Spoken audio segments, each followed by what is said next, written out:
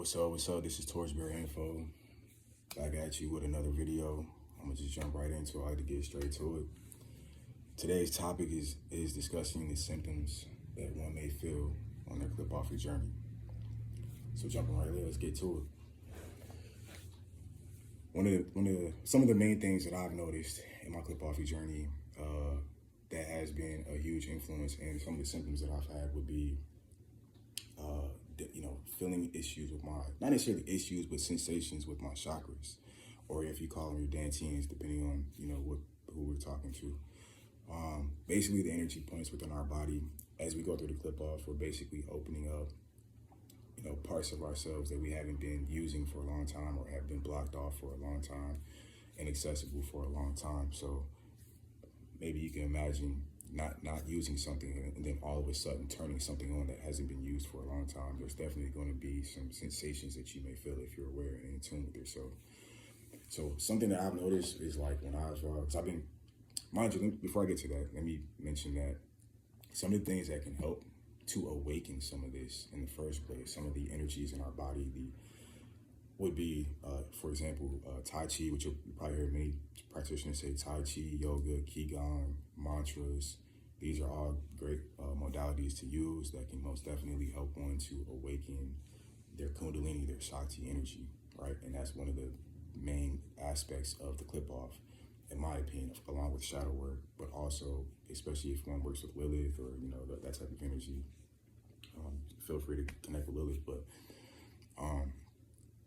awakening your sexual energy, your Kundalini energy, your Shakti, whatever one wants to call it. And so this is a very important form of energy, as one would assume, right? You can create life with your sexual energy. So, imagine that powerful, potent energy being awakened and flowing all the way throughout your spine, throughout your body. And so some of the ways that one can balance out their energy, so to say, would be, again, Tai Chi, Qigong, saying your mantras, yoga, maybe even Pilates. I'm not sure, but I can see how that maybe also be something that could be beneficial as well. And basically, you're moving around your key energy, or your chi energy, right? The energy that's all around us, right? And doing your breathing exercises, doing all of these things go hand in hand, in my opinion. And so again, some of the other sensations one may feel as they do this, and hopefully, do it properly. You know what I'm saying?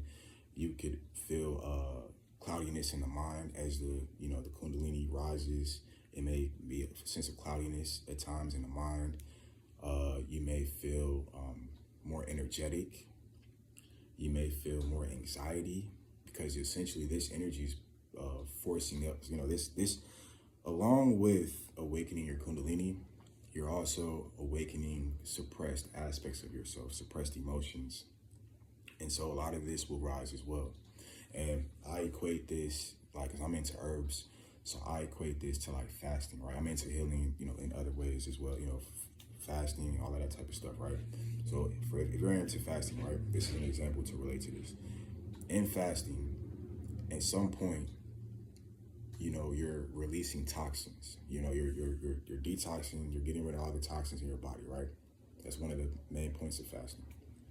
And so, in result to that, one may get sick. Some people have symptoms of getting sick as they are fasting, and they feel like, oh, I shouldn't do this anymore. I gotta stop. But actually, that's what's supposed to happen.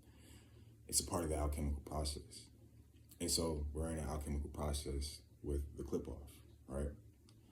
And so sometimes it's going to suck. Sometimes your body may not feel good. You might not feel right. You might not have as much energy. You might have more energy than you expect. It can fluctuate. Some days it's this, some days it's that.